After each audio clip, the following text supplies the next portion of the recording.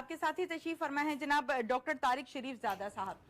बड़ी खूबसूरत बात की मियां उल्फत रसूल साहब ने कि हम अल्लाह के बंदों की मदद करते हैं, उनकी हेल्प करते हैं। आप माशाल्लाह से चूंकि सीरत स्कॉलर हैं, अक्सर औकात जब हम स्कॉलर का नाम सुनते हैं तो सबसे पहले हमारे जहन में क्या आता है कि अच्छा ये इस्लामिक स्कॉलर है। अच्छा, इस्लामिक स्कॉलर और सीरत स्कॉलर, थोड़ा सा इसमें डिफरेंस मैं ये देख रही हूँ कि आज चूंकि सीरत पर ज्यादा बात करेंगे और सीरत पर ही आपको तकवीयत है और आप डिटेल के साथ वो बयान करेंगे। ये बताइए, जैसे कि उल्फत रसूल साहब ने बात की है कि अल्लाह ताला के बंदों की मदद का बेड़ा हमने उठा रखा है, रहमान फाउंडेशन ने उठा रखा है। अल्लाह ताला कहते हैं कि जो अल्लाह के बंदों के साथ मोहब्बत करता है, जो अल्लाह के बंदों के लिए काम करता है, अल्लाह ताला उनसे मोहब्बत करता है। ये कहने को तो एक छोटा सा जुमला है, लेकिन इसके अजरो सवाब और इसके रुतबे की हम बात करें तो ये बहुत बड़ा रुतबा है। सीरत स्कॉलर हैं आप बताइए कि इस हवाले से सीरत क्या कहती है, अल्लाह ताला क्या कहते हैं। डॉक्टर तारिक शरीफ ज़ादा साहब। बिस्मिल्लाह रब्बि मोहम्मद करीम अलैहिस्सलातु तस्लीम। सबसे पहले तो मैं रहमान फाउंडेशन की तरफ से और पाकिस्तान में मौजूद उन सारे लाखों नादार बेआसरा गुर्दे के मरीज़ों की तरफ से कोहिनूर का ज़ाती तौर पे शुक्रिया अदा करता हूँ कि आप लोगों ने इस अजीम मिशन में हमारा साथ देते हुए अपनी खिदमात, अपना प्लेटफॉर्म पेश किया। अल्लाह ताला आपको इसका अपनी शान के लायक बेहतरीन नज़र अता फरमाए। जहाँ तक बात है सीरत के हवाले से, ज़ाहिर है मेरा ओढ़ना बिछोना जो है वो रिसालत माब सल्लल्लाहु अलैहि वसल्लम की ज़िंदगी जो है उसके हवाले से लोगों तक हुजूर की ज़िंदगी को पहुँचाना, उस पैगाम को पहुँचाना। पिछले 40 बरस से मेरा यही उठना ओढ़ना बिछोना है। अल्लाह ताला इसको कबूल फरमाए और इसी पर ही जो है ख़ात्मा बिल खैर फरमाए। मुझसे जब कोई शख्स ये पूछता है कि 40 बरस की रसूलुल्लाह सल्लल्लाहु अलैहि वसल्लम की सीरत को पढ़ने के बाद आप अपने रसूल की ज़िंदगी के बारे में क्या जान पाए हैं, अगर मैं एक मुख्तसर तरीन लफ्ज़ में इस अपने रसूल की पूरी ज़िंदगी का अहाता करना चाहूँ तो वो एक लफ्ज़ जो मेरे रसूल की पूरी ज़िंदगी का मुकम्मल तारुफ हो सकता है वो रहमत है। ठीक है। और रहमत बुनियादी तौर पे जो रसूलुल्लाह सल्लल्लाहु अलैहि वसल्लम पैगाम लेकर आए उस सारे पैगाम का खुलासा भी रहमत है।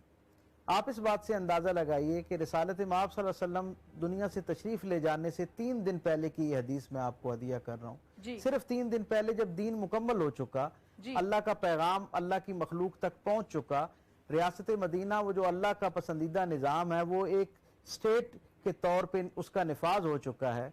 दीन अपनी तमाम तर जुजियात के साथ अल्लाह की मखलूक तक पहुंच चुका है और नाफिज हो चुका है। उस लम्हे में जब हुजूर दुनिया से सफर फरमाने लगे हैं, एक शख्स आता है और हुजूर से पूछता है मेरी उम्र 92 साल है और मैं दीन को नहीं सीख सकता, मुझे मुख्तसर तरीन बताइए कि आपका जो दीन या 2 पैगाम आप लेकर आए हैं उसका खुलासा क्या है।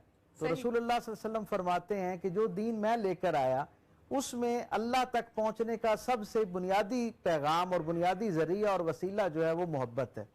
वो शख्स कहता है अल्लाह तक बंदे को पहुंचाने का सबसे बेहतरीन और मौसर तरीका क्या हो सकता है, कोई शख्स अपने आप को अपने रब के करीब कैसे ले जा सकता है। मेरे रसूल फरमाते हैं जो दीन मैं लेकर आया हूं उसके अंदर अल्लाह तक पहुंचने का सबसे आसान और सबसे तेज तरीन तरीका खिदमत है।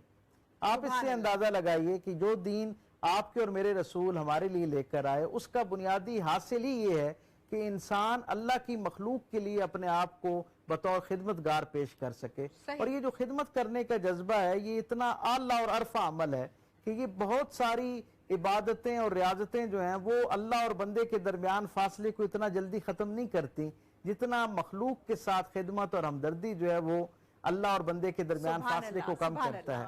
अल्लाह और बंदे के दरमियान सुलह का सबसे जो बेहतरीन और तेज तरीन जरिया और वसीला हो सकता है वो इंसानों की गमगुसारी है, उनके मामलात में आसानी पैदा करने का जज्बा है। और हम देखते हैं इस बात से कतई नज़र कि मैं भी रहमान फाउंडेशन का एक कारकुन हूँ, उसका एक अदना सा खादिम हूँ, हमें एक ख़ास दर्जे पे इत्मीनान महसूस होता है जब हम देखते हैं कि रहमान फाउंडेशन के अंदर एक आदमी जो जिंदगी की बाजी हारता हुआ नजर आता है, जिसे ये महसूस होता है जैसे उसके पास गिनती की चंद उधार सांसें मौजूद हैं और वो उधार सांसें भी अपने साथ एक अजीब तरह का बोझ लेकर आती हैं जिसमें न जाने कितने ख्याल उसको उसकी मौत से, आप एक लम्हे के लिए तसव्वुर करें कि उस शख्स की जहनी, जिस्मानी, नफ्सियाती हालत किस दर्जे पे पहुंच चुकी होगी जिससे अपनी मौत से ज्यादा इस बात का खौफ हो कि मेरे मरने के बाद, मेरे दुनिया से चले जाने के बाद मेरी औलाद का पुरसाने हाल कौन होगा, मेरे बाद मेरे घर बिल्कुल, गृहस्थी के बिल्कुल। मामलात कैसे चलेंगे, और वो ये क्यों सोच रहा होता है,